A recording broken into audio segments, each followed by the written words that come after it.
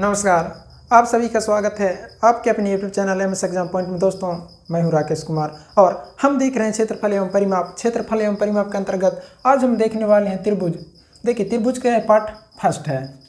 त्रिभुज के अंतर्गत आज हम पढ़ने वाले हैं समकोण त्रिभुज, समबाहु त्रिभुज, विषमबाहु त्रिभुज और समद्विबाहु त्रिभुज। त्रिभुज में हम 4 प्रकार से पढ़ने वाले हैं। 4 प्रकार के त्रिभुज देखिए, समबाहु त्रिभुज, समकोण त्रिभुज, समद्विबाहु त्रिभुज, विषमबाहु त्रिभुज। हम सबसे पहले बात करते हैं समकोण त्रिभुज का। देखिए, समकोण त्रिभुज का डायग्राम इस प्रकार बनता है और यह 90 डिग्री का कोण होता है। और समकोण त्रिभुज का क्षेत्रफल होता है 1/2 इंटू आधार गुणित ऊंचाई, जहां आधार यह आधार है और यह लंब है और यह कर्ण है। यहाँ लंब भी क्या कहलाता है? ऊंचाई कहलाता है। देखिए, अब हम देखते हैं समबाहु त्रिभुज। समबाहु त्रिभुज में सभी भुजा कैसी होती हैं? बराबर भी होती हैं। सभी भुजा कैसी होती हैं? बराबर होती हैं, लेकिन यहाँ ऊंचाई का बहुत बड़ा रोल होता है। देखिए, यदि यह भुजा 2 है तब यह भुजा भी 2 होगा और यह भुजा भी 2 होगा। देखिए, समबाहु त्रिभुज का क्षेत्रफल होता है √3/4 इंटू भुजा स्क्वायर, √3/4 इंटू भुजा स्क्वायर। और समबाहु त्रिभुज का ऊंचाई होता है √3/2 इंटू भुजा। देखिए, अब हम देखेंगे विषमबाहु त्रिभुज। विषमबाहु त्रिभुज, इसमें सभी भुजा असमान होते हैं। इसमें सभी भुजा कैसे होते हैं? असमान होते हैं। यदि हम मान लेते हैं यह भुजा ए है, यह भुजा बी है और यह भुजा सी है, तब इसका फार्मूला होता है, क्षेत्रफल का फार्मूला होता है विषमबाहु त्रिभुज का √ में s into S minus A into S minus B into S minus C, जहाँ s क्या होता है? अर्ध परिमाप होता है। s क्या होता है? अर्ध परिमाप होता है। और जब हम सभी भुजाओं को जोड़कर 2 का भाग देंगे तब हमें अर्ध परिमाप s प्राप्त हो जाएगा। अब हम बात करते हैं समद्विबाहु त्रिभुज। समद्विबाहु त्रिभुज में कोई 2 भुजा बराबर होते हैं और एक भुजा असमान होता है। जैसे हम यहाँ मान लिए हैं यह भुजा और यह भुजा ए है, यह भुजा और यह भुजा ए है, यह भुजा समान है और यह भुजा असमान है। देखिए, तब समद्विबाहु त्रिभुज का क्षेत्रफल होता है b/4 इंटू √ में 4 इंटू ए स्क्वायर माइनस बी स्क्वायर। पहला क्वेश्चन है, एक समकोण त्रिभुज का आधार 20 मीटर व ऊंचाई 16 मीटर है तो इसका क्षेत्रफल कितना होगा? यहाँ हमें समकोण त्रिभुज का क्या पूछा है? क्षेत्रफल पूछा है। देखिए, समकोण त्रिभुज का क्षेत्रफल होता है 1/2 इंटू आधार गुणित ऊंचाई, आधार गुणित ऊंचाई। यहाँ हमें आधार दे रखा है 20 मीटर इंटू ऊंचाई दे रखा है 16 मीटर। 2 से हम 2 एकम 2, 2 दहाम 20। देखिए, इसका हम यहाँ मल्टीप्लाई कर देंगे तब हमें 160 वर्ग मीटर हमें क्षेत्रफल प्राप्त हो जाएगा। यही हमारा राइट आंसर है। समकोण त्रिभुज का क्षेत्रफल 160 वर्ग मीटर। अब हम बढ़ते हैं अगले क्वेश्चन की ओर। अगला क्वेश्चन है, एक समकोण त्रिभुज का क्षेत्रफल 180 वर्ग मीटर है। यदि इसकी ऊंचाई 20 मीटर है तो इसका आधार होगा। हमें समकोण त्रिभुज का यहाँ क्षेत्रफल दे रखा है और हमें ऊंचाई दे रखा है और हमें पूछा गया है इसका आधार कितना होगा। देखिए, समकोण त्रिभुज का क्षेत्रफल होता है 1/2 आधार इंटू ऊंचाई, आधार इंटू ऊंचाई। देखिए, यहाँ हमें क्षेत्रफल कितना दे रखा है? 180 वर्ग मीटर। 180 1/2 इंटू आधार हमें यहाँ पूछा गया है, आधार हमें क्या पूछा गया है, इंटू ऊंचाई कितना दे रखा है? 20 मीटर। देखिए, यह 0 से हम ये 0 कैंसिल कर सकते हैं और 2 से 2 9 18। देखिए, अब इस 2 का यहाँ मल्टीप्लाई हो जाएगा तब 2 9 18। यह हमें आधार कितना प्राप्त हो जाएगा? 18 मीटर। हमें आधार कितना प्राप्त हो जाएगा? 18 मीटर। यही हमारा राइट आंसर है। अब हम बढ़ते हैं अगला क्वेश्चन की ओर। अगला क्वेश्चन है, एक त्रिभुज की भुजाएं क्रमशः 5 मीटर, 12 मीटर व 13 मीटर हैं तो परिमाप व क्षेत्रफल ज्ञात करें। देखिए,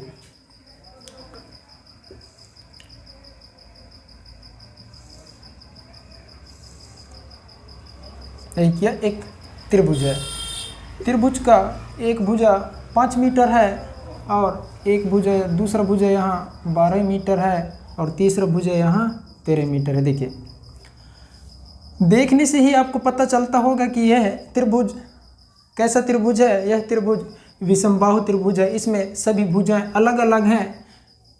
विषमबाहु त्रिभुज में सभी भुजाएं कैसी होती हैं? डिफरेंस होती हैं, इसलिए यह विषमबाहु त्रिभुज है। देखिए क्वेश्चन में आपको परिमाप पूछा गया है और क्षेत्रफल पूछा गया है। देखिए परिमाप हम सभी भुजाओं का माप ही यहाँ क्या कहलाएगा? परिमाप कहलाएगा। यदि हम सभी भुजाओं को यहाँ ऐड कर देंगे तब हमें क्या प्राप्त हो जाएगा? परिमाप प्राप्त हो जाएगा। देखिए परिमाप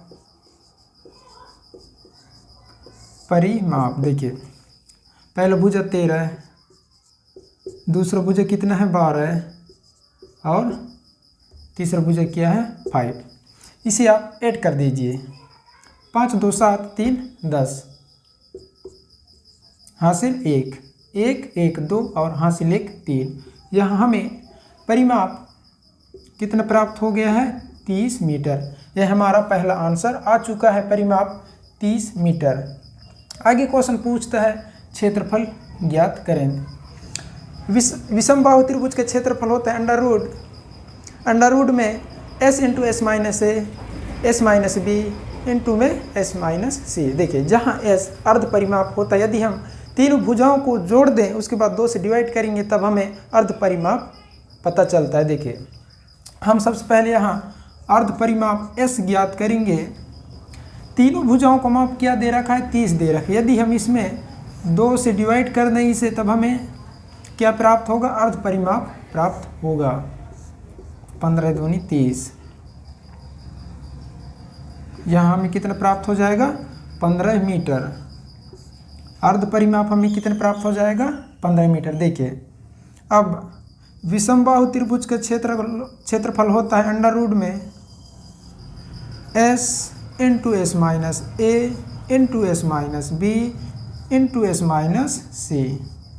देखिए यहाँ s कितना है?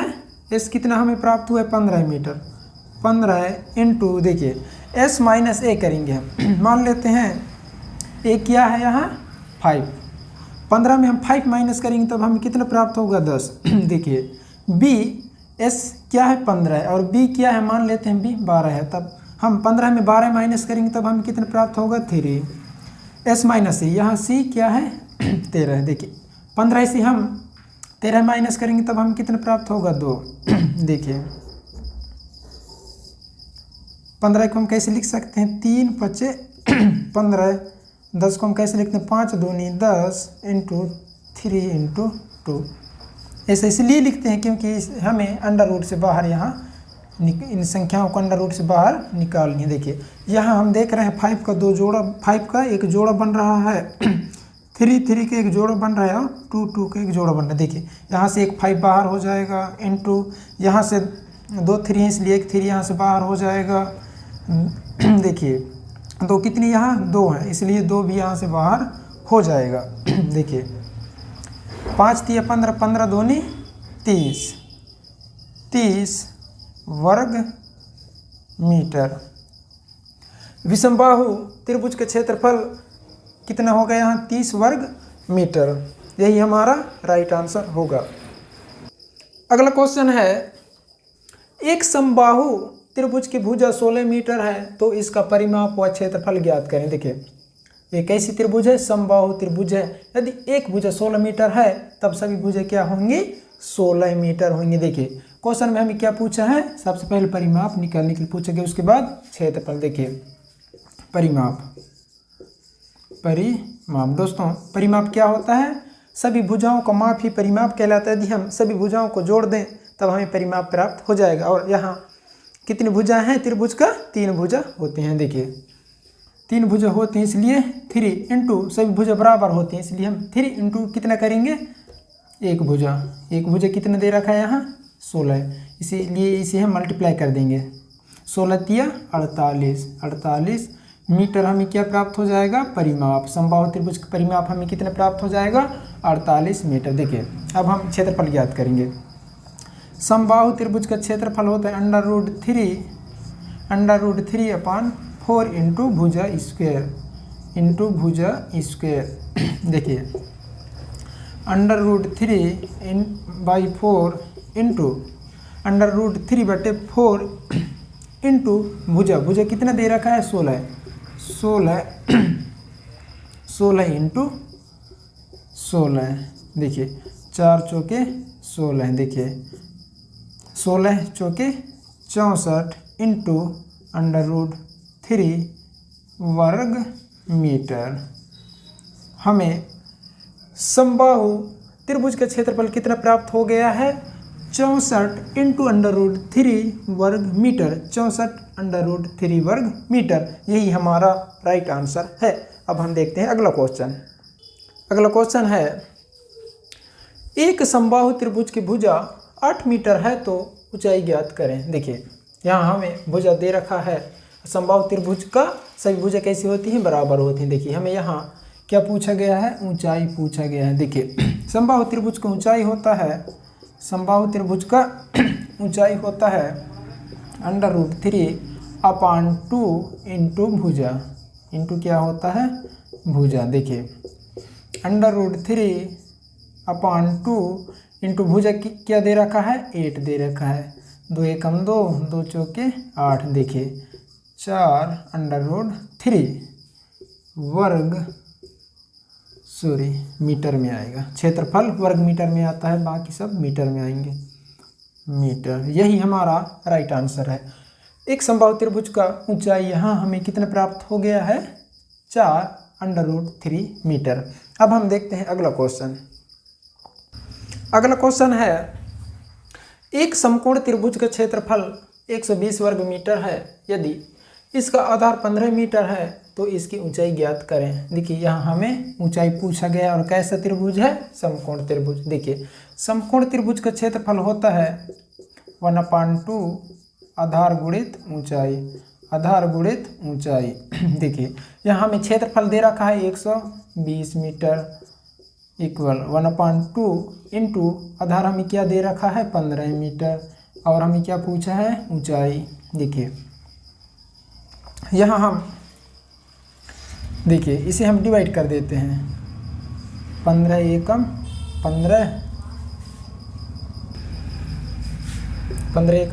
15 अट्ठे 120। देखिए यहाँ पे ऊंचाई प्राप्त हो जाएगी, इसका यहाँ मल्टीप्लाई कर देंगे 8 दूनी 16 मीटर। देखिए हमें यहाँ ऊंचाई पूछा गया था और हम ऊंचाई यहाँ ज्ञात कर ली है। देखिए ऊंचाई बराबर हमें कितने प्राप्त हुआ है 16 मीटर, यही हमारा राइट आंसर है। दोस्तों आज का सेशन यहीं तक। अब हम इससे आगे क्वेश्चन नेक्स्ट वीडियो में सोल्व करेंगे। यदि आप इस चैनल में नए हैं तो इस चैनल को लाइक शेयर और सब्सक्राइब करें और यह वीडियो आपको कैसा लगा कमेंट बॉक्स में कमेंट करके ज़रूर बताएं। अब हम मिलेंगे नेक्स्ट वीडियो में।